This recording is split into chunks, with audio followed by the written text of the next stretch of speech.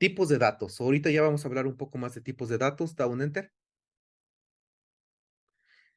Aquí podemos ver los siete de que andaba hablando. Acabamos de ver números, ¿verdad? Vemos que hay primitivos, hay vacíos y hay objetos. Objetos los vamos a ver en un futuro, pero los primitivos son lo más básico en JavaScript que puedes asignar. Son números, son cadenas, strings y booleanos, verdaderos o falsos. Ya acabamos de ver esos cuatro. Undefined y nulo. Oye, Pancho, pero pues vacíos como que se ven iguales, ¿no? Undefined y nulo.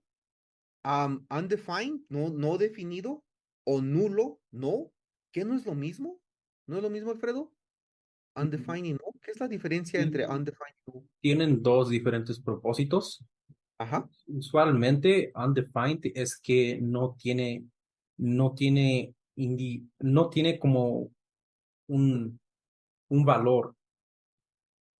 Usualmente eso significa que no tiene un valor accidentalmente, pero perfecto, nulo no es como al propósito, es como una manera de decir, esto no tiene un valor como al propósito, tal vez. perfecto. Sí, muy cierto. Yo creo que hay varias cosas, también la manera que mira JavaScript a nulo y undefined son un poco diferentes, pero como acabas de comentar, la principal razón por que quieres tener un nulo, ¿verdad? Cuando tú declaras una variable como nula, no está definida, pero tú sabes que vas a poner algo allá adentro. Cuando no está definido, pues como que luego te debe dar ansiedad, ¿verdad? Y te debes de comenzar a sudar y debes de comenzar a preocuparte, porque si no está definido algo, pues ya como que sí, te debe de dar nervios, ¿verdad? Pudo haber visto un error que no se declaró adecuadamente a la variable que andabas queriendo configurar. Entonces sí tienes razón. Nulo cuando declaras algo y como andaba diciendo yo hace ratito de los cuatro superhéroes, no deberían de haber sido undefined, deberían de haber sido nulos, pero yo creo que mucha gente se confunde con nulo y deberían de haber sido nulos, no undefined. Undefined son más como para errores. Perfecto, ¿podemos dar un enter, por favor? Ujú. Primitivos. So, damos un enter. JavaScript tiene solo un tipo de número. No hay designación separada para eternos y números de coma flotante. Debido a esto, los números se pueden escribir en JavaScript con o sin decimales. Ok. Sí, en JavaScript podemos declarar números de diferentes maneras, ¿verdad? Aquí acabamos de declarar un 25. Eso es un whole number, un número entero. So, damos un enter. Creo que hay otra fotografía aquí. Y hay floats. Estos números se llaman floats en JavaScript porque tal vez tengamos un 0.7.4.2.3.2, perdón, no puntos, 0.7. Estoy diciendo puntos, perdón, 0.9785432 1. Es un número gigantesco, ¿verdad? Y son números que se llaman floats. ¿Por qué? Porque JavaScript los trata de una manera. Como andábamos hablando sobre las limitaciones de una computadora, en una computadora no podemos declarar números increíblemente gigantescos, ¿verdad? Ando hablando de números como cuatillones, o sea, como Googleplex, números como de Googleplex, o sea, ya con artísimos, si tienes un número que tenga 20,000 ceros o es un número gigantesco, no lo puedes declarar en JavaScript, lo debes de declarar de otra manera. De la misma manera, si tienes un punto y luego tienes 30 ceros y luego un 3, pues en JavaScript realmente no lo puedes declarar así. Tienes que usar un float. Entonces, son diferentes formas que podemos declarar números dentro de JavaScript.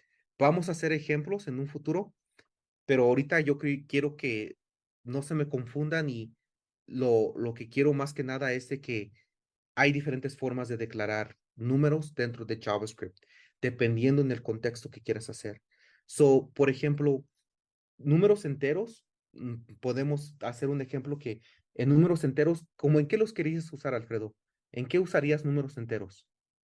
unos números, Números enteros, so whole numbers. ¿En qué los unos usarías? números enteros como una tal vez como edad, ¿verdad? Como cuántos Perfecto. años tienes, 25, 26. Ujú. Y Sí, ujú. ajá. También yo diría tal vez el año, o sea, 1987, ¿verdad? O 1999. La fecha, yo creo eso que también diría que sería un buen uso de un número entero, ¿verdad? ¿En qué usarías un float? Un flow es como más específico, como tal vez tal vez andas como convirtiendo dinero a otro, tal vez necesitas como puntos, am, como así se usa en diferentes maneras. Sí, sí, yo diría que tal vez un buen ejemplo sería porcentajes, ¿verdad? Si tienes $30, ¿verdad? Y quieres agarrar el 30% de los $30, lo podrías multiplicar por perdón, 0.30, ¿verdad? Multiplicas 30 por 30 y te van dando el 30% del contexto. También sobre porcentajes es una buena forma de usar floats. Matemáticas también, o sea, vamos a hacer proyectos donde andamos moviendo cosas por el DOM, por el navegador, y muchas de las veces lo que andamos haciendo es andamos multiplicando la posición de podemos hacer un juego, ¿verdad? La posición de este monito y lo queremos mover de la pantalla a otro lado, a otro lado, a otro lado, y cuando pega las esquinas, lo andamos multiplicando y le andamos agregando porcentajes. En esa razón vamos a usar floats y ese proyecto también lo vamos a hacer. Da un enter, por favor.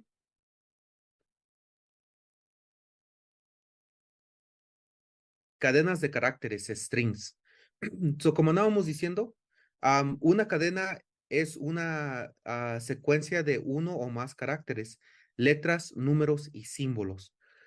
Las cadenas son útiles porque representan datos textuales. En JavaScript existen cadenas dentro de comillas simples, una sola comilla, o comillas dobles, dos comillas. Por la, por lo que la creación de una cadena encierran una secuencia de caracteres entre comillas. Perfecto. So, para declarar texto en JavaScript, debemos de poner una sola comilla o doble comillas y el texto que andamos escribiendo lo cubrimos por estas comillas. De esta manera, el programa, el lenguaje de programación sabe dónde comienza tu texto y dónde termina tu texto. Alfredo, cuando guardas texto dentro de tu memoria, ¿cómo se guarda? En más específicamente o nomás Sí, como sí, sí, muy específicamente, ¿cómo se guarda en tu memoria am, un carácter? un carácter. Más específicamente lo más hasta creo que se aguarda en ceros y unos, es creo que lo más bajo Perfecto. que puedes ir. Muy bien, exactamente. En tu memoria, tú andas aguardando todo en tu memoria en ceros y unos, es lo que estás haciendo. Cuando el sistema de programación, el lenguaje de programación ve la comilla, está poniendo la posición, está agregando la posición porque tu memoria RAM hace cuenta, es como una forma de explicar esto. Sería como cuando tú tienes am, direcciones, ¿verdad? Esta cajita tiene dirección uno, esta siguiente cajita tiene dirección 2, siguiente cajita dirección 3, siguiente cajita dirección 4, 5, 6, y tienes muchas cajas, ¿verdad? Tienes mil millones de cajas y cada cajita tiene, tiene un número, tiene una dirección asignada. Entonces lo que haces cuando guardas información dentro de tu memoria, hace cuenta, agarras la comilla y le agregas this is a string, las primeras cuatro letras dentro de la primera cajita, pero luego ya no te cabe más letras. So agarras otra cajita in a single le agregas en otra cajita y luego quotes en otra cajita y las cierras. So agarras esas direcciones de esas tres cajitas, el que comienza y el que termina, y es la manera en que puedes, es un poco más ver cómo funciona la memoria, pero en sí es lo que estás haciendo. Estás simplemente agarrando el comienzo de una dirección y el final de la dirección y asignando, y es como el lenguaje de programación encuentra esta cadena de caracteres. Porque ahorita tenemos caracteres oraciones muy pequeñas, pero por ejemplo, si escribimos mil, o sea, miles y miles de palabras, pues se deben de guardar en diferentes lugares y sí. Da un enter, por favor. Siguiente. Booleanos. El tipo de dato booleano puede ser uno de los dos valores, true o false. Los booleanos se utilizan para representar los valores de verdad que están asociados con la rama lógica de las matemáticas, que informa a los algoritmos en la informática. Muchas operaciones en matemáticas nos dan respuestas que se evalúan como verdaderos o falsos. Sí, la mayor parte de tiempo que estamos programando, lo que nosotros estamos tratando de encontrar son situaciones verdaderas o situaciones falsas. Si una situación es falsa, haz esto y esto y esto. Si una situación es verdadera, haz esto y esto y esto. Aquí vemos tres diferentes tipos de ejemplos. Vemos 500, luego el caret symbol, el símbolo de caret, am, es mayor que 100, te va a regresar un verdadero. En el ejemplo de abajo, en la primera cajita, 1 es mayor a 5, te regresa un falso. También lo podemos hacer en la cajita de en medio, le podrías dar un mouse over, 200 menos que 400. Allí podemos ver que este statement, esta lógica, pues es verdadera, 200 es menor que 400. En la de abajo, 4 no es menor que 2. Esto es falso, te regresa un falso. O también podemos hacer iguales, ¿verdad? 5 equivale a 5, eso es verdadero, sí equivale a 5. O 500 equivale a 400, eso es falso. So,